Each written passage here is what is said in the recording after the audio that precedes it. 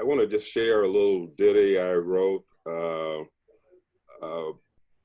to the last school assignment I had was at Cabrillo Elementary, and the teachers wanted me to have an assembly on discipline. But I'm a human being first, and I wanted the kids to know who this principal was that was in the principal's office. So these are the first words the kids at Cabrillo Elementary ever heard from me. My name is Ernie McCray. Hardly anyone ever gets in my way. And I was wondering why just the other day. As I thought about it in my seat, I realized nobody gets in my way because look at my feet. Size 14 feet. Monster run you down in the street feet. Would you get in the way of these feet? Ants scream when they see my feet, and they hide in sidewalk cracks so they don't have me stamping on their teeny tiny itsy bitsy backs. Now when you see me coming, you won't have to stop in your tracks. You can just kick back and relax, because the man on top of these feet, well, I don't want to brag, but I'm really kind of neat, or maybe sort of neat, or about at least 2 inches neat. Speaking of inches, I'm 6'5", and I've been alive over 19,345 days. And some kid blurted out, "That dude is old." I like to read and sing. I like to write. I like to kiss and hug. I hate to fight. I've acted on stage and on TV. I travel near and far and even across the sea. In sports, I've played all sorts of sports. I race on a track in a potato sack. I race on my stomach and on my back. If it ends in ball, I've played it all. Ping pong ball, stick ball, kick ball, fist ball, rock ball, sock ball, newspaper ball up and rubber band ball up and newspaper ball, lousy game of golf ball, fair to middling baseball, hold on to football, fake my way in tennis ball, record smasher in basketball. Let me see. Well, that's all, y'all, except to say I'm your new principal. And that was written in a, oh, thank you very much. That was written in a spirit of love, and that's kind of the theme of what I want to do tonight. And what that did was, in the first minutes of a new school year, it bonded me immediately with all the kids. And then by the end of that day, it bonded me with their parents, because they went home and said, "We got the coolest principal in the world." And that's what that was all about. And I remember my first day at recess, kids were, they picked up on all these things, and that was so they could know who could get a, and how they could get a piece of me. The athletes were all around me, the people that like to read were around me, and people wanted to know if I knew Michael Jordan and all that. And, that I had to say, no, I don't know him, because I can't jump as high and be up there where he is. This first piece I'd like to share is on love, and I just wrote it recently, and I call it "When I Think of Love."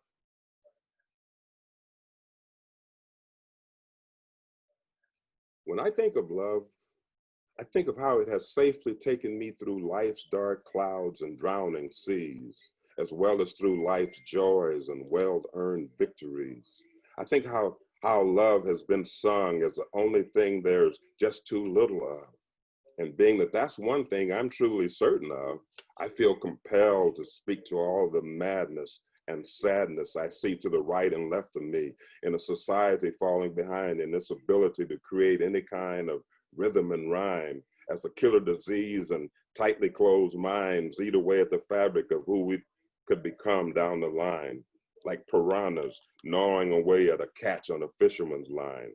Seeing in my mind humankind's very survival in our hands at this moment in time, thinking we can only save ourselves as lovers, singing our love for each other as a lullaby, a balm in our need of calm, as we right the wrongs that have us listing like a ship that's about to capsize, off balance and weighed down due to all the centuries we've shucked and jived and lied, leaving promises of liberty for all lives left high and dry, denying ourselves opportunities to transform this world wherein love is something there's just too little of, into one whereby love is something we just can't get enough of.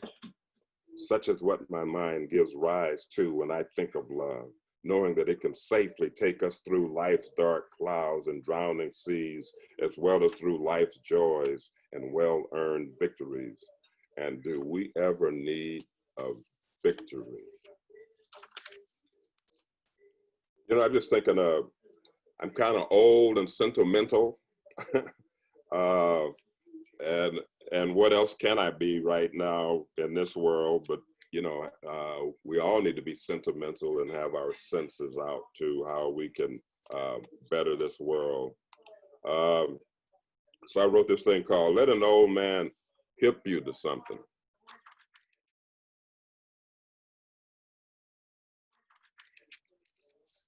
I've always thought of myself as hip, up on things, tuned in with it, aware.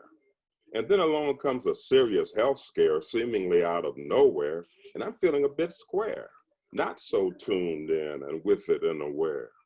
Because when I got word that we could maybe bring this deadly disease to its knees by wearing masks and not getting too close to each other and washing our hands frequently, never in my wildest dreams could I have ever conceived that we would run around willy-nilly and outraged at being hip to how to keep ourselves alive and safe, refusing to cover our face, some toting guns, decrying the rules of the day on the steps of the capital of their state, standing shoulder to shoulder at the beach and rubbing against each other in bars and cafes, not giving a damn that they might contaminate grandma, who's of the age most likely to die from this dreadful plague. I saw none of that coming my way, because I believe we Americans were the kind of people who felt that in spite of our many shortcomings, when we put our minds to a problem, there's nothing we can't achieve, no obstacle we can't move out of our way. I thought we were going to give it all we've got in some kind of American way. Yeah, right. That's about all I can say about that today. But let me hip you to something, to how we need to understand that we need to get as healthy as we can, since COVID-19 is but one of the crises that we have to face. Hey, we've got a political, economical system that's flat on its face, and issues around race that are forever in our face, and Mother Nature is revving up to put on a show someday of weather extremes that will be the talk of the Milky Way. All to say, we're in the bind of our lifetime, and we can't address such life-determining challenges without being strong of body and strong of mind. And that can't happen if we're double daring or killer bug to cross a line. Like we've lost our mind. That's not hip anytime. But what it's come down to is the hipest thing we can do at this time: wear a mask and wash our hands and keep a distance between us at all times for the well-being of all of humankind. And like I said in it just blows me away that, that people can't do that, when something is as perilous as what we're dealing with and people can't do something that simple.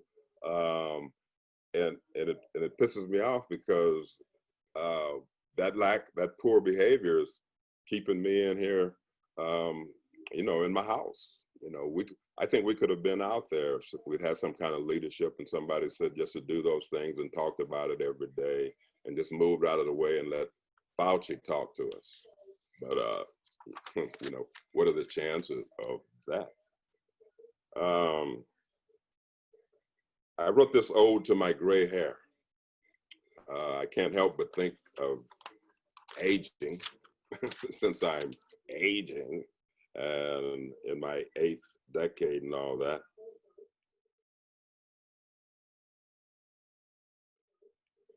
This is kind of an ode to my wild and wiry hair that's ever so gray, that particularly looks so beautiful to me as I checked it out in the mirror one day. Because I happen to be thinking how some old people like me look at their gray hair in utter despair and turn it into god-awful colors that hadn't ever been seen anywhere. I mean colors that lack both luster and flair. But hey, it's their hair, and I don't really care. It's just hair. However, though, I remember a moment long ago when I stood before a mirror, and before me a gray hair seemed out of nowhere to have suddenly appeared, all nestled in my beard, right below my bottom lip, precisely in the middle of my chin, as though an artist had put the gray there as a starting point for the other strands of gray that would later be painted in. And it seemed so natural to me, a kind of divine honor to my life's journey, bestowed on me for all the getting knocked down and taking it on the chin and getting back up again and again and again, for both the runaway scores and the last minute wins, and recovering from the situations wherein you just couldn't win, for the soaring highs, both natural and otherwise, and all the depressing lows that come with the manipulative mind games and vicious body blows that come and go to and fro, as one lives a life in a world where anything goes, where one has to find a current that flows along paths and in directions he or she wants to go in their life. And having lived a life with more delights than strife, this kind of ode to the gray in my hair is a thank you to it for reminding me I've come a long way in my life. Year after year, month after week after week, both day and night. Come to think of it, that's what gray hairs are for, right?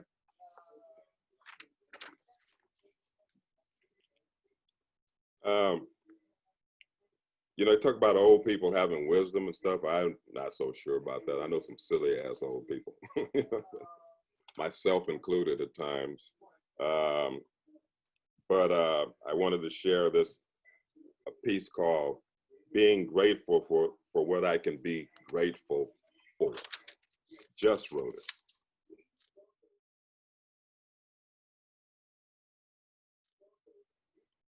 I remember when my grandfather would talk to me during those times when the world's troubles and woes, the likes of extreme poverty, the fear of A-bombs and Jim Crow were keeping everybody on their toes. He'd say, no matter how life was going, you need to know we'd best be grateful for anything we can be grateful for. So I'm grateful, especially as I age, for the simplest of life's delights, like this really nice play I saw on TNT the other night. A no-look pass leading to a nice shot off the glass, a thing of beauty to see. Had me yelling, woo, to my big screen TV. So grateful to still in my autumn years feel such joyful energy, to still not want to, and this page is stuck together,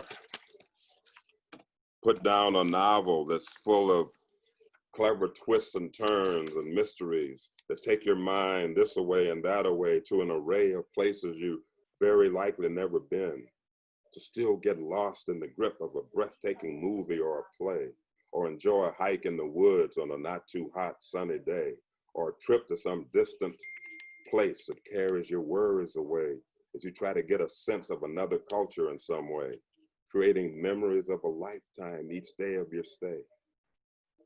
I feel grateful every time I find humor in a joke, every time I sit with a friend for a toke, every time someone says to me, I like what you wrote, every time I hear Andra Day play artistically with a note, with all her sweet nuances and lush hues, every time I close my eyes listening and grooving to Miles Davis, Bitches Brew, or Pavarotti, singing with another tenor or two, every time Maceo Parker gets me up on my feet to a funky beat, shaking everything I've got, even when I don't want to. And right now, with the world suffering in fear for its life, I'm grateful, very grateful for all the young people out on our streets keeping hope alive while I'm still alive. When it comes to gratefulness, I think my grandfather was right.